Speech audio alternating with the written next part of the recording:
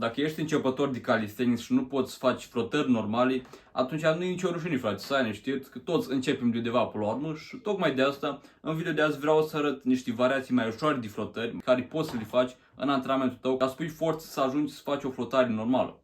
Așa că, fără prea multă vorbă, hai să începem cu video.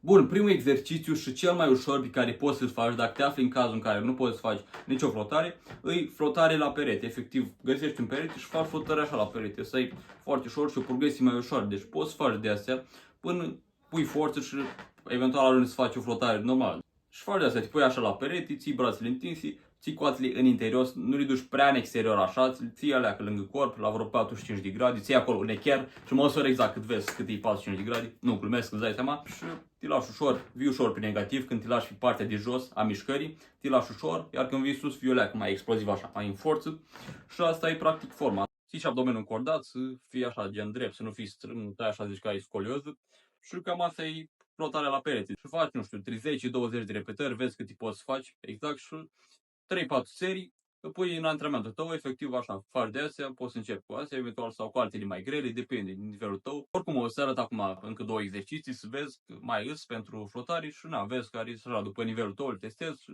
cam asta e toată treaba. Bun, trecem acum la cel de-al doilea exercițiu pe care poți să-l folosești ca să pui forță pentru o flotare normală. Și aici e vorba despre flotarea înclinată. Efectiv îți găsești o suprafață, fie că e o bară, fie că e patul sau un scaun, orice, poate fi orice, o suprafață așa mai înclinată și faci flotarea în mod mai înclinat. Practic e cum ai făcut flotarea mai înainte la perete, doar că schimbi o leacă unghi, adică faci o leacă semeni mai mult cu o flotare normală, duci mai mult spre, progresezi mai mult spre o flotare normală, deci schimbi ușor suprafața, schimbi ușor unghiul până ajungi la o flotare normală. Și asta practic faci de astea flotări înclinate și din nou aici se aplică la fel forma, ții coatele în interior, încordezi abdomenul și feserii ca să ai stabilitate, să fii într-o linie dreaptă cu corpul, tragi umerii așa o leacă în spate, să nu îi ții prea așa lângă urechi sau ceva, îi tragi o leacă așa în spate, să stai drept, ușor pe negativ din nou și fii sus mai exploziv. Din nou, aici între 8-16 repetări, cam așa, chiar fi o zonă ideală, 3-4 serii și asta e și tot pentru flotările inclinate. Poți să le faci pe astea,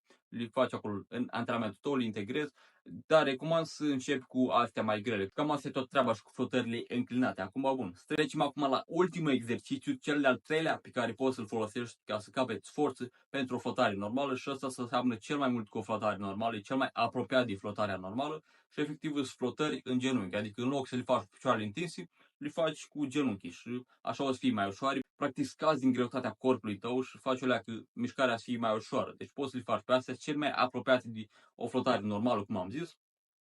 Iar forma aici se aplică cam la fel, la toate flotările, ușor pe negativ, vii sus când vii mai exploziv așa, ții abdomenul încordat și feseii ca să stai într-o linie dreaptă și cam asta e tot treaba și cu forma la astea. Da, zic de mai multe ori ca să intri acolo în cap, pentru că nu una e să știi și alta e să-ți reamintesc efectiv. Da, și eu știu multe lucruri, dar trebuie reamintit, adică trebuie reamintit constant ca să-mi intri în minte și ca să îmi intre aia practic în reflex. Dacă nu reamintesc, degeaba. Nu-i destul numai să știi, trebuie să te reamintesc ca să știi exact, să știi, să-ți intri acolo, efectiv în cap și de asta zic forma ca să vezi acolo, să-ți reamintesc, să-ți intri acolo în cap, știi cum trebuie să faci forma corectă ca să nu te accidentezi la flotări. Și na, asta e ultimul exercițiu, ultima progresie, din nou și aici faci vreo 6, între 8 și 16 repetări, 3-4 serii și e destul pentru asta. Și cam astea au fost exercițiile, cam asta am avut de zis. Legătură cu acest subiect, progresii mai ușoare de flotări, deci na, dacă ți-am zis, dacă nu poți să faci flotări, nu e o rușine, frate, nu te descuraja, e perfect normal.